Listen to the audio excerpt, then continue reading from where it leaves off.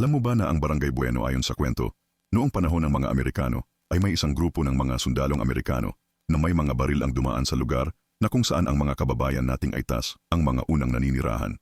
Sila ay nagulat, akala nila ay papatayin sila, ngunit nalaman nilang palakaibigan at hindi nakakapinsala ang mga ito. Binigyan ng mga dayuhang ito ng tinapay at mantikilya, mansanas at candy ang mga kababayang Aytas. Nag-usap sila sa pamamagitan ng mga senyales sapagkat ang mga katutubo ay hindi nakakaintindi ng Ingles.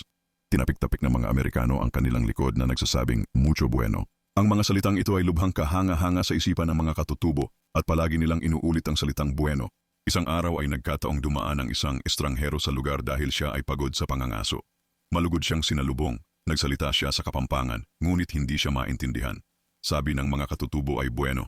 Naisip ng estranghero na ang lugar ay tinatawag na bueno.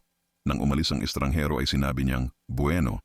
Masayang sumagot ang mga katutubo. Mula noon, tinawag na bueno ang baryo.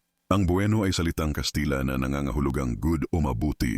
Ayon naman sa teorya, ang baryo na ito ay ipinangalan kay Padre Gregorio Bueno de la Virgen del Rosario na isang Recoleto, kaibigan ni Father Juan Perez ng Santa Lucia, founder ng Patling Mission, kura paroko ng Mabalacat, Pampanga mula 1875 hanggang 1898. Ang Barangay Bueno ay kilala sa kanyang hot spring